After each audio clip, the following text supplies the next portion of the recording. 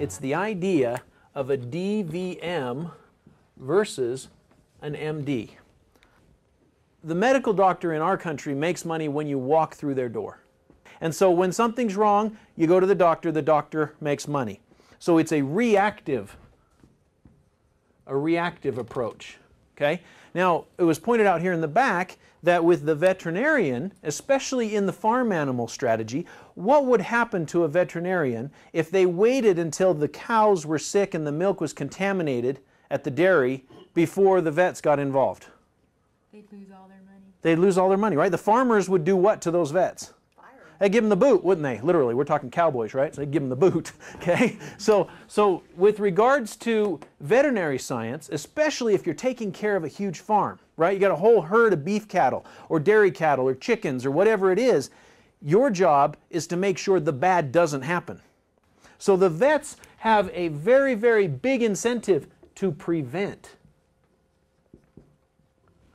right? Whereas the MDs have a great incentive to treat, right? Here the money is in the treatment. That's where the money is. It's after you're sick, we're going to prescribe, we're going to treat, we're going to do the surgery, whatever it is. That's where the money is for the MD. That's where the incentive is. There's not a lot of money in keeping you from getting sick because they don't make money till you come through the door. In this industry, especially in the farming industry, the money is in the prevention. It's keeping the herd healthy. This industry spent literally tens of millions, if not hundreds of millions of dollars researching and trying to find out how do you keep animals healthy. And all of our science that comes with how to prolong life was all done on testing for animals. And the veterinary industry has done it. Why do you think that dogs now live twice as long as they used to? Do you know an old dog used to be 7 to 10 years? That used to be an old dog. 10 years old, that was an old dog. Now, how long do dogs live now? 20 plus. Yeah. You know, an old dog's 20 years old now. We've doubled their lifespan. Well, where does that come from? How did we figure that out?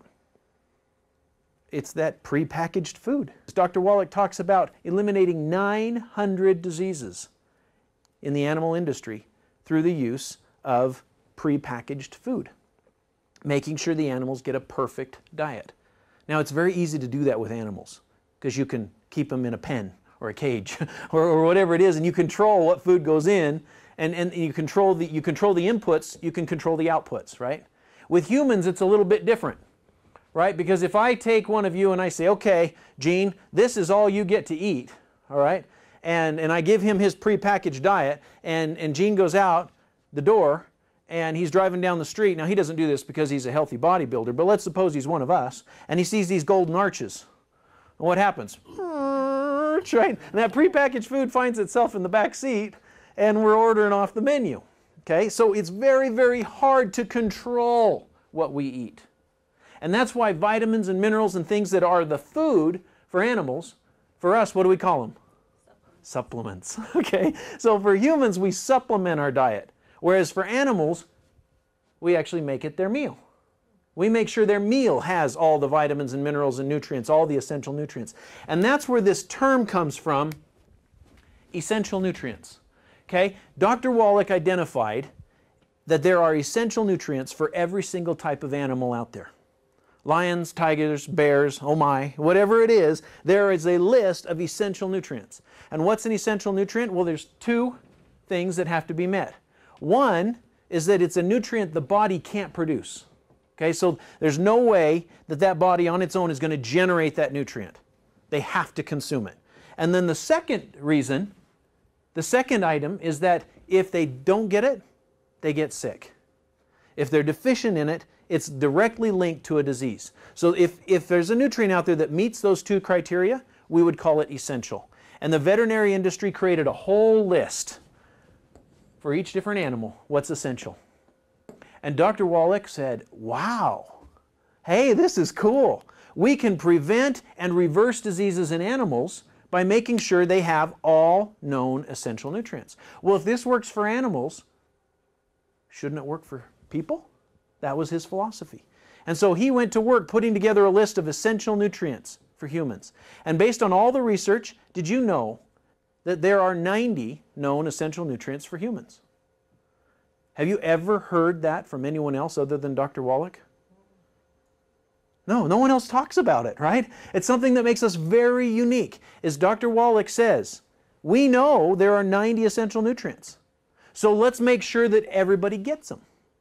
And if you make sure in your diet you get all known 90 essential nutrients, then the body does amazing things. Give the body all the raw materials it has to have, and then all these amazing things happen. Well, that's the philosophy.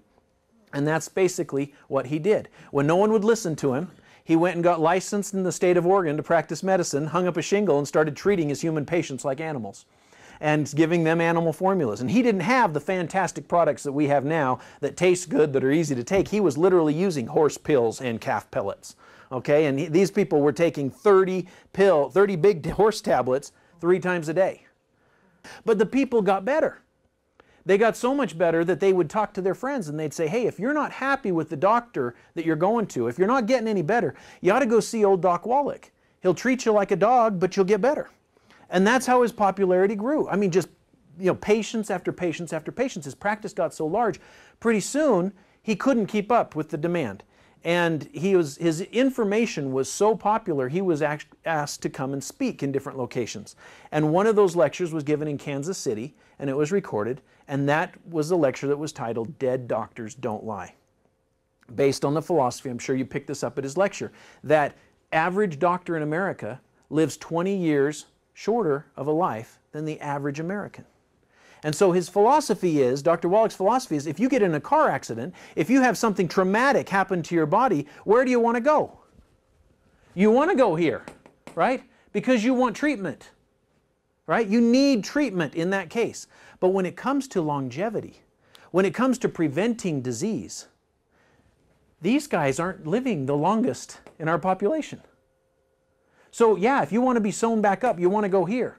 But if you want to live a long life, if you want to prevent disease, you want to do what they're doing to the animals over here. And that's where this whole philosophy comes from.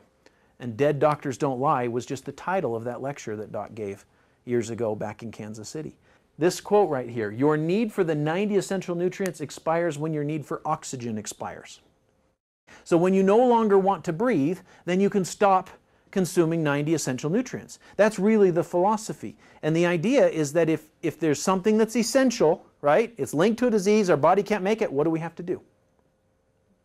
We have to supplement, right? Because it's not in our Golden Arches meal, okay? So we have to supplement. When Dr. Wallach talks about 90 essential nutrients, let me lay them out here for you, what they are.